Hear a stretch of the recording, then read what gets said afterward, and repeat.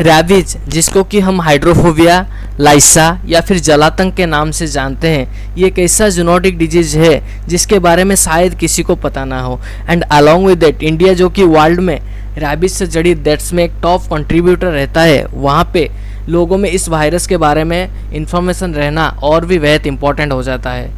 So in this video I discuss about rabies from epidemiology and public health point of view.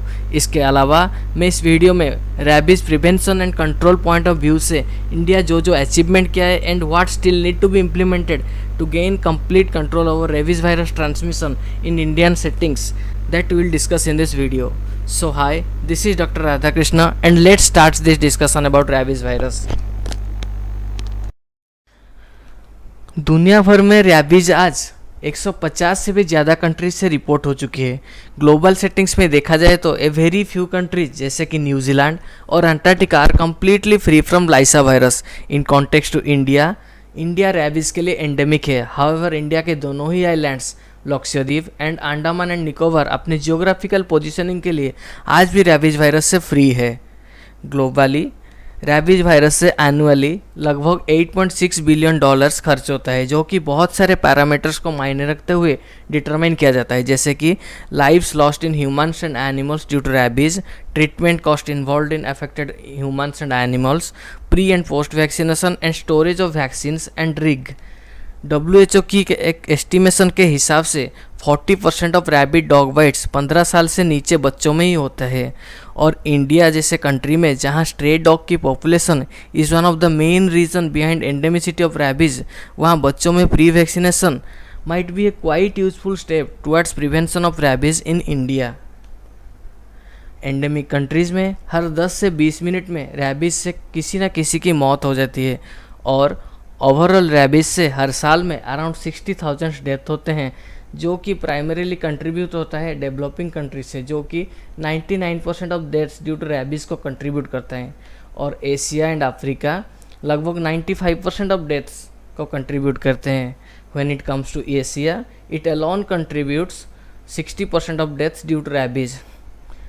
जब भारत पे बात आती है तो दुनिया के 30% मौत रैबीज से सिर्फ भारत से ही होती है, which is around 21,000 deaths per year.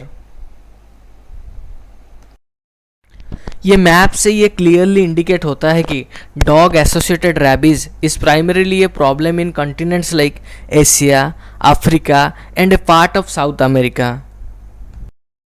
However, continents like Europe, North America and Australia, जहाँ मेजोरिटी ऑफ कंट्रीज़ में डॉग रैबीज पे ऑलरेडी कंट्रोल पाया गया है, in such scenario wild life associated rabies plays a important role in transmission of rabies virus. Association of rabies with various wild life species जैसे कि bats, foxes, raccoons and skunk makes it quite difficult for control of rabies in the countries जहाँ dog associated rabies पे already control पाया जा चुका है। Rabies virus comes under the genus Lyssa virus and family Rhabdoviridae and these are the group of viruses। Lyssa virus के ज़्यादातर species usually कायरोप्टेरन host के द्वारा मेंटेन होता है। कायरोप्टेरन होस्ट उन मामल्स को इंक्लूड करता है दोज कैन ट्रूली फ्लाई, यानी कि bats. Among all the Lyssa virus, a very few are associated with clinical rabies and these include classical rabies virus, जो कि विश्व भर में लगभग 99% रेबीज के लिए रिस्पॉन्सिबल है and it is considered as prototype of lyssa virus. Mammal specifically mesocarnivores, यानी कि जिनके खाद्याहार के 70 से 80% food comes from meat based sources are reservoirs of classical rabies virus. इसके अलावा Australian bat lyssa virus, European bat Lyssa virus 1 and 2, Duvenac virus from Kenya and South Africa, Irkut virus from China and Russia, and Mokola virus from African countries भी clinical rabies से reported है। Rabies virus की transmission rabies affected animals की salivary secretions के contact से आने से होती है। मेजॉरिटी ऑफ द रेबीज के cases across world dog bite से एसोसिएटेड रहते हैं, whereas there are instances of wild animals and bats associated rabies.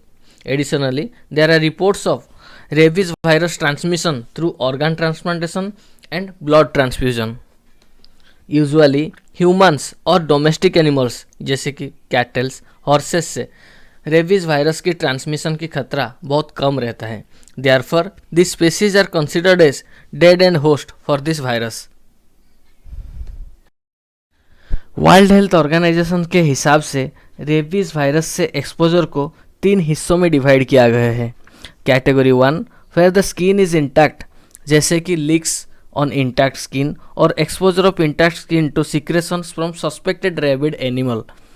Category 2 includes minor scratches or abrasions but without bleeding, whereas Category 3 includes those cases where single or multiple transdermal bites by the suspected rabid animal occurs.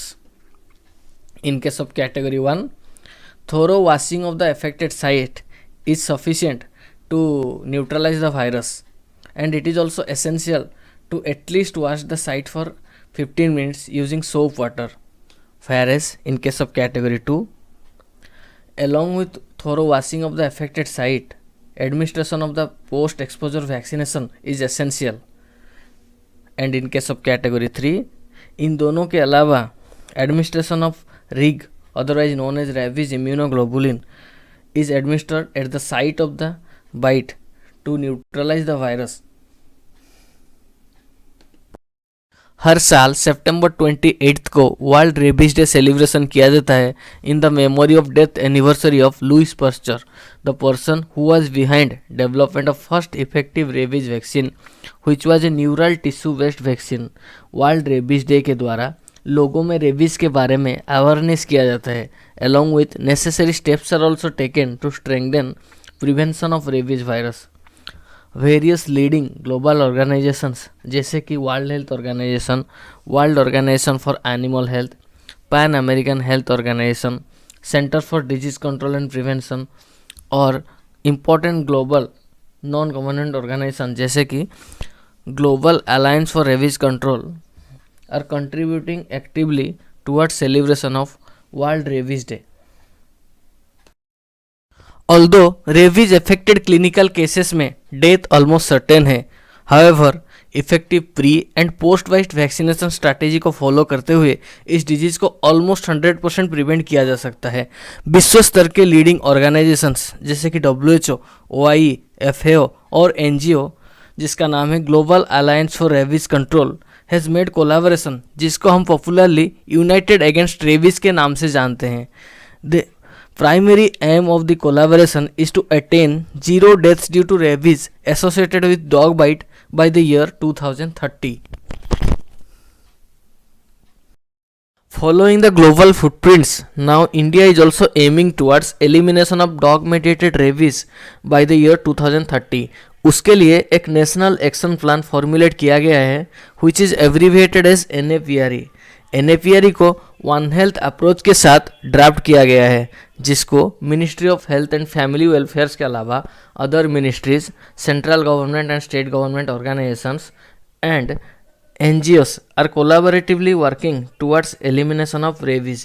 In addition to control and prevention of rabies in humans, it also focuses on rabies control in animals, animal birth control जिसको हम popularly ABC programme के नाम से जानते हैं, vaccination of stray dogs, awareness among the mass, enhancing man power, improving diagnostic abilities, strengthening surveillance, and uninterrupted supply of anti-rabies vaccine and rabies immunoglobulin to healthcare centers.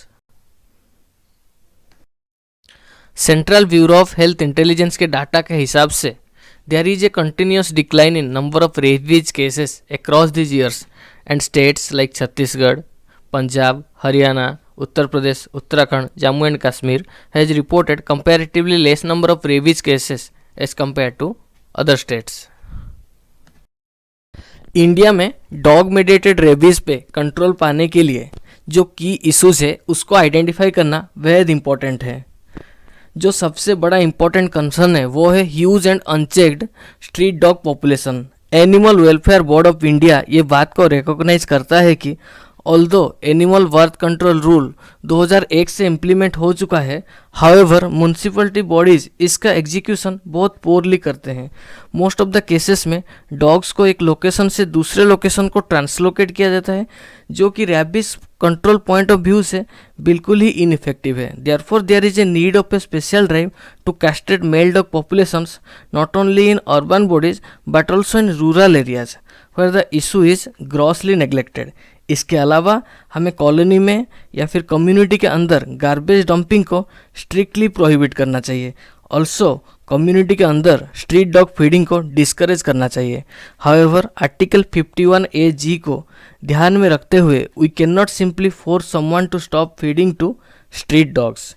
जो second सबसे बड़ा important concern है वो stray dogs में poor vaccination coverage है। WHO के recommendation के हिसाब से हर 10 में से 7 डॉग की वैक्सीनेशन या फिर 70% वैक्सीनेशन कवरेज से ही रैबिस पे कंट्रोल पाया जा सकता है।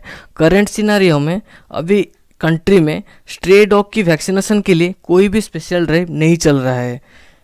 वैक्सीनेटेड डॉग्स की आइडेंटिफिकेशन के लिए उनको मार्किंग या फिर टैगिंग करना चाहिए।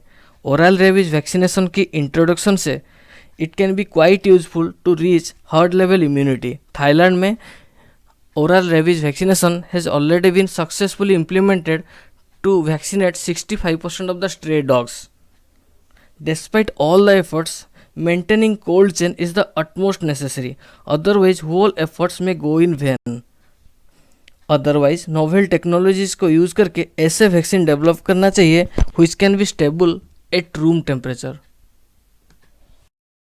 So this is an overview of rabies virus in context to its epidemiology and current prevention and control strategies followed in India.